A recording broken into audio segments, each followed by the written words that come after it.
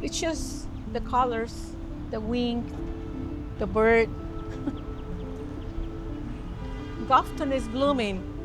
I see life. I see transformation.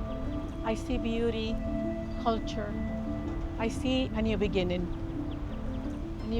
of Gulfton.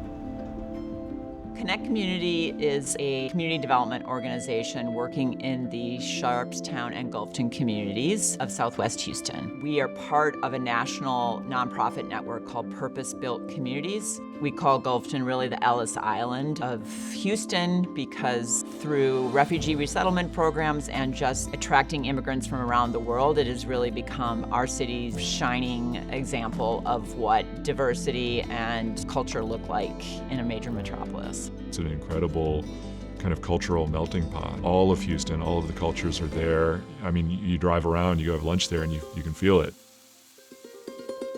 You know, as a migrant, coming to another country is difficult.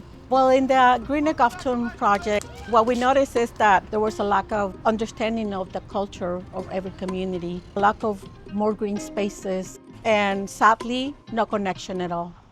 Our strategy has been that it's very important to bring kind of those first job opportunities to the residents. When we built our housing and we knew that there was going to be tenant space, we're like, this is a perfect opportunity to move our textile lab. We have many of our sewists who are now living in the building, and they just need to take the elevator down to the first floor, and there they are at work. That was important to us. People who are already struggling to kind of figure how to navigate this new life in the US, at least we can bring in opportunities where they feel a sense of belonging faster. And then we'll have 6 micro retail spaces for emerging entrepreneurs to sandbox their ideas and test the market to see if this is something that could scale. This is a space about creating with textiles. It's very colorful. We're using paint and color and artwork to great effect here. All of the interior millwork is this kind of wavy grained plywood. I refer to it as like my dad's plywood from back in the 70s. But to me, the grain on the plywood felt like fabric. It felt like out of nature comes these kind of beautiful forms.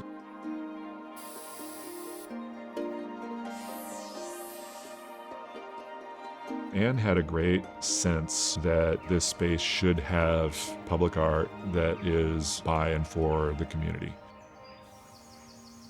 The artist selection process was really geared towards speaking to the community and speaking to the specific communities that are part of this Gulfton neighborhood. We wanted to find something that represents our community, represents the hardship of coming to this country. We have more capacity to share and to love and to put the love into every square inch of our work. And if I can create the imagery as something that is purely uplifting, like flowers, because they're just pure, I'm just happy I get to do that. The monarch butterfly is considered to be one of the most intelligent and beautiful of all the butterflies. They're also very migratory, and that really reminded me of the residents that live in this community. I think murals like this kind of bring some joy and some happiness to kind of help you persevere. I actually grew up and was born around this area. I wanted it to not just have one race. That's hence the multiple colors of the female, the multiple colors around her. A lot of these people wear all these amazing covers and different patterns, and I took all that into consideration in the design.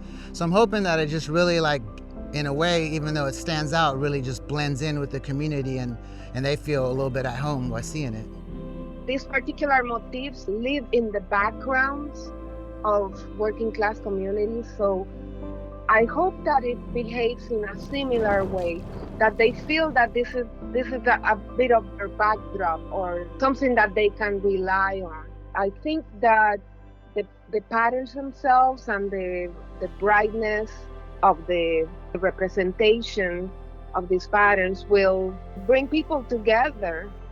I think this project has been amazing because it's allowed a lot of different artists to get together, artists from different backgrounds, different heritage, different types of mediums that were used. So the fact that this is a textile makerspace really lends itself to the type of work that I do. And because it's something that's not quite what you see as fiber art would be, it's this forced connection between wood and fiber, I think that will really inspire and intrigue people in this space. Sewing circles have historically been a way for women of different generations, different cultures, all to get together to create something that then goes out into the community in some way. I love the multicultural aspect of this neighborhood and of course of Greater Houston. And I think that's what's really amazing about this space is that the women are able to come together and feel like it's an inclusive space to share their craft and then be able to pass that information and that knowledge on in like a shared purpose. It's really empowering to see that it's valued. I mean, even the work that this space holds from different artists, it shows that the work that we have and the creativity that we have in our minds is actually valued. You know, it was part of our scope of work to integrate all of this artwork seamlessly into the project.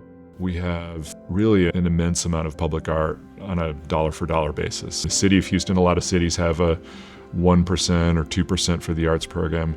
This project has probably close to 20% of its budget allocated to public artwork.